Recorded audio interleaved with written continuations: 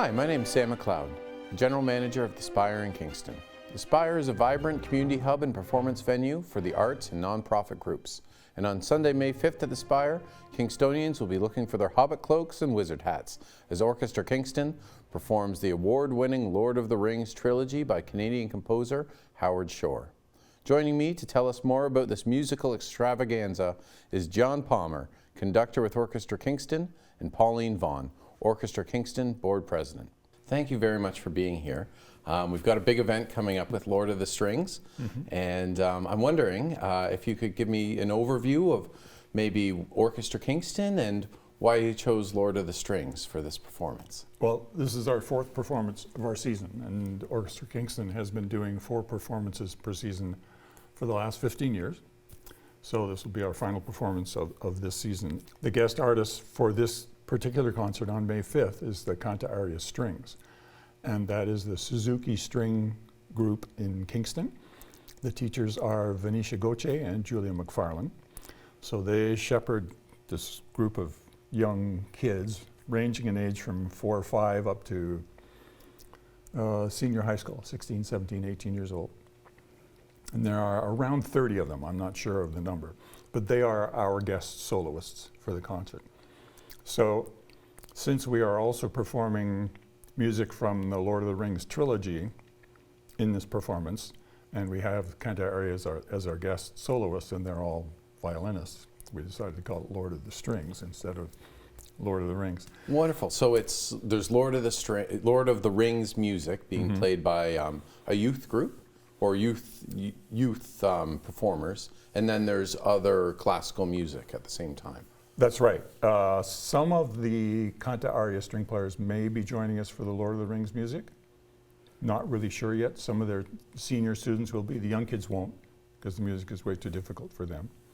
They'll be focusing on music for 2 of the pieces that we're doing on the performance. One is called The Variations on a Children's Theme, which I originally wrote for Canta Aria the last time they performed with us. And you wrote? 7 years. Well, I did the arrangement. I mean, the melody is there. It's actually based on a German Christmas carol. It's O Come Little Children. And that one piece features that particular melody, which will be played by all the kids in Canta Aria, and variations of that melody. And then I wrote the arrangement for the orchestra to accompany them. That's one of the pieces they're doing with us. And then the last piece on the performance is called String Along, and I wrote that as well, but it's got 3 different melodies in it that are in the Suzuki violin training books. And the very last tune in that particular arrangement is Twinkle Twinkle Little Star. Wonderful. And that also comes with variations. It starts with the simple tune and then goes through a series of variations.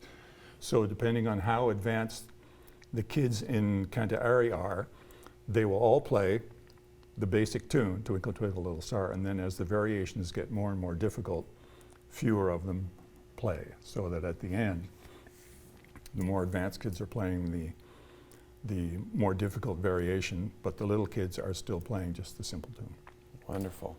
And so this is part of Orchestra Kingston's 15 years? We've been here for 16 years. This has been a very special season. We've been doing some very special pieces and really filling the hall. The Spire's been pretty full for all of our performances.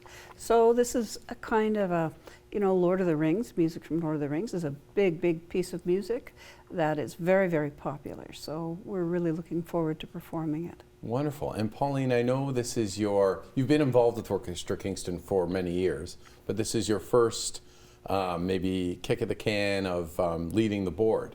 Is there a reason why you jumped into the board, or is there something that maybe you have a vision of Orchestra Kingston over the next couple of years that you could share? Well, I love orchestral music, and I have since I was a child. I think orchestral music is very important, particularly live orchestral music. There's nothing that compares to sitting in the audience and being carried by the strings and the oboes and the brass and all of the various instruments in the orchestra. There's something about a live performance that's so special that you don't get otherwise, which is the fact that the composers of this music, they write music in layers. And you don't hear those layers except in a live performance. And once you hear them, you can't unhear them. It's so beautiful. It's like walking in a garden. You don't only smell one flower. There's a whole range of perfumes. And it's the same thing with live orchestral music. There's a whole range of sounds and layers of sounds. And that's important to me, to make that available to people. That's why I came into the orchestra. That's why I joined the board, is to contribute to keeping that going and making it available. An orchestra is a community in and of itself, and it contributes to the community outside it as a whole. And that whole aspect of community within and outside the orchestra is very important to me. Makes our community richer. It does. Culturally and everything else. Yeah, it does. Yeah, indeed. wonderful. So, John, you've been doing this for 15, 16 years. You must love it. I do. Yeah, and because you keep doing it. What brings you the most joy when you're up there? Hearing the orchestra play is fantastic. I get to stand up there and wave my arms around, and then magic happens. It looks like what you're doing is important, although I'm never quite sure what. Well, is there something that's top of mind for you when you're conducting? Are you worried about something in particular? Never worried about anything until it happens. Yeah. And then you talk about it after? Until something happens. And in live music, you never know what's going to happen. It's like live theater. It's chaos. Yeah, that's why we rehearse, right? Yeah. You rehearse and rehearse and rehearse, and people have to learn their parts.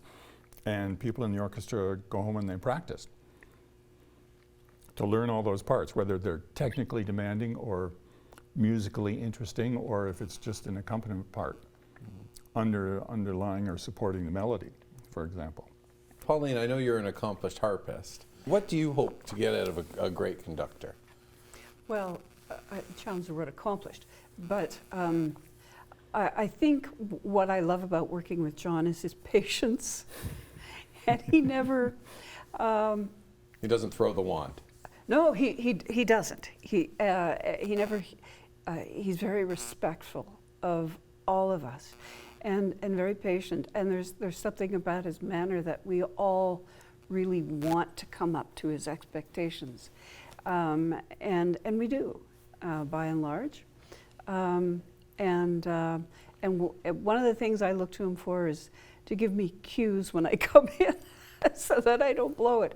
But you know, I think he's a very accomplished conductor in that sense. He has a very keen sense of how he wants the music to sound, and a very warm and understanding way of getting all of us to do that, to do what he wants. Wonderful. So you've been performing at the Spire for, I don't know how many years you've been there.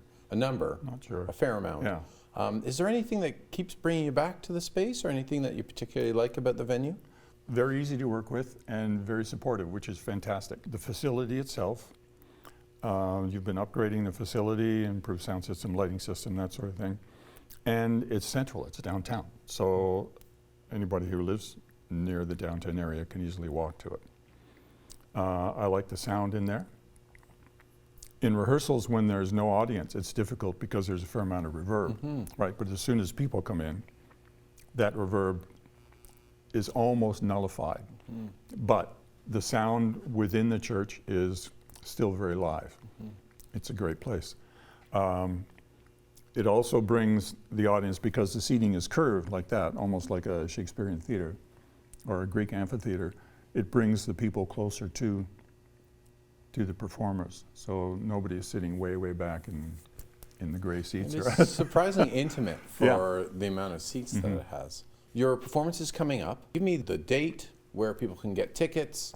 Sunday, May 5th, 2:30 in the afternoon at the Spire, Sydenham Street United Church, the Spire, which is becoming a really well-known performance venue downtown, thanks to you and the people you work with.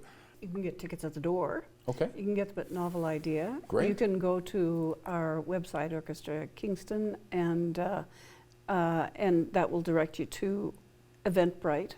Okay, well, thank you very much both for coming on today and for talking about this event. And we hope to see everybody at the Lord of the Strings at 2:30 p.m. That's Sunday, May 5th at the Spire, and you can find tickets at orchestrakingston.ca.